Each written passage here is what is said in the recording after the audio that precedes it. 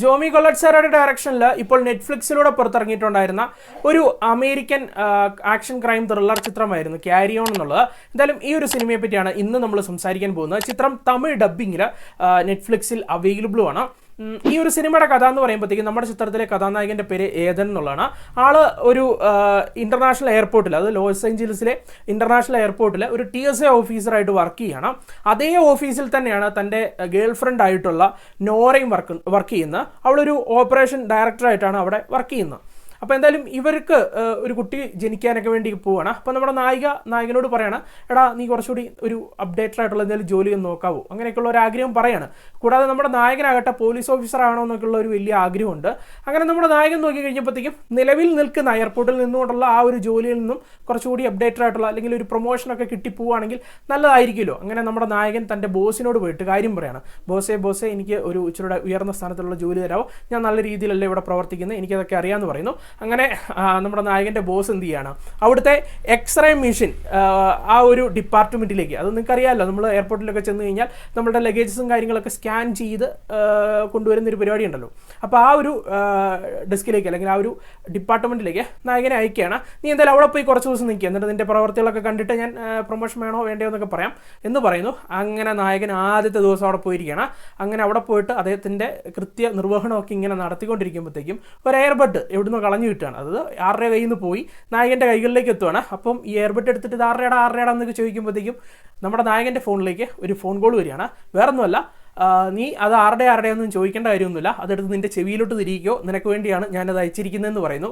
അങ്ങനെ അത് വെച്ച് കഴിഞ്ഞതിന് തുടർന്ന് ഒരു അജ്ഞാതൻ കുറച്ച് ഇൻസ്ട്രക്ഷൻ നായകന് കൊടുക്കാൻ വേണ്ടി തുടങ്ങുകയാണ്. അപ്പോൾ അതെന്താണെന്നൊക്കെ ഉള്ളത് നിങ്ങൾ സിനിമ കണ്ടു തന്നെ മനസ്സിലാക്കി എടുക്കുക. ഞാനിപ്പോൾ പറഞ്ഞപ്പോഴത്തേക്കും വലിയ കാര്യമായിട്ട് കഥ പറഞ്ഞ പോലെ തോന്നിയില്ലേ, പക്ഷേ ഒന്നുമില്ല കേട്ടോ. സിനിമയുടെ തുടക്കത്തിൽ തന്നെ ഞാൻ ഈ പറഞ്ഞ കാര്യങ്ങളൊക്കെയാണ് ആരംഭിക്കുന്നത്, അല്ലെങ്കിൽ കാണിച്ചുകൊണ്ടാണ് ആരംഭിക്കുന്നത്. അപ്പോൾ എന്തായാലും ഇതിന് ശേഷം അൺഎക്സ്പെക്റ്റഡ് ആയിട്ട് നടക്കുന്ന കുറച്ച് ത്രില്ലിംഗ് ആയിട്ടുള്ള സംഭവങ്ങളാണ് സിനിമയുടെ പ്രമേയം എന്നുള്ളത്. ഇപ്പോൾ ഈ ഒരു സിനിമയുടെ ഡയറക്ടർ ജോമി കൊല്ലറ്റ്സെറ, എല്ലാവർക്കും അദ്ദേഹത്തെ പറ്റി കേൾക്കുമ്പോൾ അല്ലെങ്കിൽ അദ്ദേഹത്തിൻ്റെ പേര് കേൾക്കുമ്പോൾ എല്ലാവരുടെയും മനസ്സിലോട്ട് ഓടിയെത്തുന്നത് ഓർഫൻ എന്ന് പറയുന്ന സിനിമയായിരിക്കും. അത്യാവശ്യം വലിയൊരു ഡെപ്തൊക്കെയുള്ള ഒരു സ്റ്റോറിയൊക്കെ ഉണ്ടായിരുന്ന ഒരു പക്കാ ത്രില്ലിംഗ് ആയിട്ടുള്ള മൈൻഡ് ബ്ലോയിങ് ആയിട്ടുള്ള ഒരു സിനിമ തന്നെയായിരുന്നു ഓർഫൻ എന്നുള്ളത്. എന്നാൽ അദ്ദേഹത്തിൻ്റെ കൈകളിലോട്ട് ചെറിയ ചെറിയ കഥകൾ കിട്ടിയാലും അദ്ദേഹം മികവുറ്റതാക്കാറുണ്ട്. ഇപ്പം നമ്മൾ തന്നെ പരിചയപ്പെടുത്തിയിട്ടുണ്ടായിരുന്ന അൺനോൺ ആകട്ടെ, അല്ലെങ്കിൽ നോൺ സ്റ്റോപ്പ് ആകട്ടെ, ദ കമ്മ്യൂട്ടർ ആകട്ടെ, അല്ലെങ്കിൽ ദ ഷാലോസ് ആകട്ടെ, ഇതൊക്കെ ഒരു എക്സാമ്പിളാണ്. ചെറിയ ചെറിയ ത്രെഡാണ്, പക്ഷേ അദ്ദേഹത്തിൻ്റെ എക്സിക്യൂഷനിലൂടെയും നരേഷനിലൂടെയൊക്കെ തന്നെ ഒരുമാതിരി സീറ്റഡ് ത്രില്ലർ എന്നൊക്കെ പറയില്ല, ആ ഒരു മൂഡിലേക്ക് അദ്ദേഹം പ്രേക്ഷകരെ കൊണ്ടുപോകാറുണ്ട്. ആ ഒരു എക്സ്പീരിയൻസ് തന്നെയായിരിക്കും ഈ ക്യാരി ഓണിലും നിങ്ങൾക്ക് എക്സ്പീരിയൻസ് ചെയ്യാൻ സാധിക്കുക. ഞാൻ പറഞ്ഞു വന്നത് ഇത്രേ ഉള്ളൂ, വലിയ സംഭവമായിട്ടുള്ള സ്റ്റോറിയൊന്നുമല്ല. മൊത്തത്തിൽ ഒരു സിനിമയുടെ ലെങ്ത് 2 മണിക്കൂർ, അതിൻ്റെ അകത്തൊരു അരമണിക്കൂർ അടുക്കുമ്പോഴത്തേക്കും നമുക്ക് ഏകദേശം സിനിമയുടെ കഥ എന്താണെന്ന് മൊത്തത്തിൽ പ്രെഡിക്റ്റ് ചെയ്യാൻ പറ്റും. പക്ഷേ അതിനുശേഷവും നമ്മളിങ്ങനെ ആകാംക്ഷയോടെ നോക്കിയിരിക്കും ഈ ഒരു സിനിമ. അതിനുള്ള പ്രധാന കാരണം എന്നുള്ളത് അദ്ദേഹത്തിൻ്റെ ആ ഒരു എക്സിക്യൂഷനും ആ ഒരു തിരക്കഥയിൽ കൊണ്ടുവെക്കുന്ന ത്രില്ലിംഗ് ആയിട്ടുള്ള മൊമെൻറ്റ്സും എന്നൊക്കെയുള്ളതായിരുന്നു. അത് നമ്മളിങ്ങനെ ആകാംക്ഷയോടെ നോക്കിയിരുന്നു പോകും. അങ്ങനെയുള്ള ഒരുപാട് മൊമെൻറ്റ്സ് ആയിരുന്നു ഈ ഒരു ചിത്രത്തിലൂടെ പ്രേക്ഷകർക്ക് നൽകിയിട്ടുണ്ടായിരുന്നത്. അതുപോലെ തന്നെ മികച്ച പ്രകടനങ്ങളും എടുത്തു പറയേണ്ട ഒരു സിനിമയാണ്. 2 പേരുടെ പ്രകടനമാണ് എടുത്തു പറയേണ്ടത്. ഒന്ന് നായകനായിട്ട് എത്തിയിട്ടുണ്ടായിരുന്ന ടാറൺ എന്ന് പറയുന്ന ആക്ടർ, അതുപോലെ തന്നെ ജേസൺ ബേറ്റ്മാൻ എന്ന് പറയുന്ന ആക്ടറാണ് സിനിമയ്ക്കുള്ളിൽ വില്ലൻ കഥാപാത്രത്തെ അവതരിപ്പിച്ചിട്ടുണ്ടായിരുന്നത്. 2 പേരുടെ ഔട്ട്സ്റ്റാൻഡിങ് പെർഫോമൻസും സിനിമയ്ക്ക് വലിയൊരു മുതൽക്കൂട്ടാണെന്ന് പറയാൻ സാധിക്കും. കൂടാതെ ടെക്നിക്കലി അത്യാവശ്യം ഒരു സൗണ്ടുള്ള ഒരു സിനിമ എന്ന് തന്നെ പറയാൻ സാധിക്കും. എടുത്തു പറയേണ്ടത് സിനിമയുടെ കഥ നടക്കുന്നത് എയർപോർട്ടിലാണ്. അത് ഒരു ഇന്റർനാഷണൽ എയർപോർട്ടിനുള്ളിലാണ് സിനിമയുടെ മൊത്ത കഥയും നടക്കുന്നത്.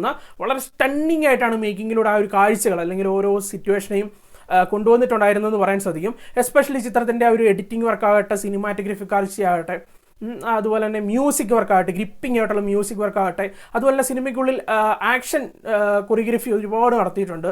ആ ഒരു ആക്ഷൻ കൊറിയോഗ്രഫി ആകട്ടെ, എസ്പെഷ്യലി ഈ സിനിമയ്ക്കുള്ളിൽ ഒരു ഹൈവേയിൽ കൂടി ഒരു കാർ ഓടിച്ചു പോകുമ്പോഴത്തേക്കും ഒരു ലേഡി ഓഫീസറും മറ്റൊരാളും കൂടി ഇരിക്കുമ്പോഴത്തേക്കും കാർ ഇങ്ങനെ ക്രാഷ് ആകുന്ന ഒരു സീനുണ്ട്. ആ ഒരു സിറ്റുവേഷൻ എന്നുള്ളത് ഗംഭീരമാക്കി തന്നെയാണ് വിഷ്വലി കൊണ്ടുവന്നിട്ടുണ്ടായിരുന്നത്. അങ്ങനെ ഒരുപാട് മികച്ച രീതിയിലുള്ള ഒരു ക്വാളിറ്റി അല്ലെങ്കിൽ ഒരു ടെക്നിക്കൽ ക്വാളിറ്റിയുമുള്ള ഒരു ചിത്രം തന്നെയാണ് ക്യാരി ഓൺ എന്നുള്ളത്. മൊത്തത്തിൽ പറയുമ്പോഴത്തേക്കും വലിയ കഥയൊന്നുമല്ല, മറിച്ച് ചെറിയ കഥയാണെങ്കിലും തുടക്കം തൊട്ട് അവസാനം വരെയും പക്ക ത്രില്ലിംഗ് ആയിട്ടിരിക്കണം. അത്തരത്തിലുള്ള സിനിമകളാണ് കാണേണ്ടതെന്നൊക്കെ ആഗ്രഹിക്കുന്നവർക്ക് ധൈര്യമായിട്ടൊന്ന് വെച്ച് പിടിക്കാൻ സാധിക്കുന്ന ഒരു സിനിമയായിട്ട് തന്നെയാണ് എനിക്ക് ക്യാരി ഓണിനെ തോന്നിയിട്ടുണ്ടായിരുന്നത്. എനിക്ക് എന്തായാലും എൻജോയ് ചെയ്യാൻ സാധിച്ചു. ഞാൻ തുടക്കം തൊട്ട് അവസാനം വരെയും ഒരേ ഫ്ലോയ്ക്ക് ഇരുന്ന് കണ്ടു തീർത്ത ഒരു സിനിമയാണ്. എന്തായാലും ഒന്ന് ട്രൈ ചെയ്ത് നോക്കുക.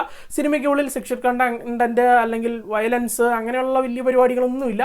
ഫാമിലി ആയിട്ട് തന്നെ ഇരുന്ന് കാണാൻ സാധിക്കുന്ന ഒരു സിനിമ കൂടിയാണ്. പിന്നെ തമിഴ് ഡബ്ബിംഗ് ഉണ്ടല്ലോ, മലയാളം ഡബ്ബിംഗ് ഒന്നും ഇല്ല. ഈ നെറ്റ്ഫ്ലിക്സിൽ എനിക്ക് തോന്നുന്നു ഈ മലയാളം ഡബ്ബിംഗ് കുറവാണ്, എപ്പോഴും തമിഴ് ഡബ്ബിംഗ് ആണ് കൂടുതൽ കൊണ്ടുവരാറ്.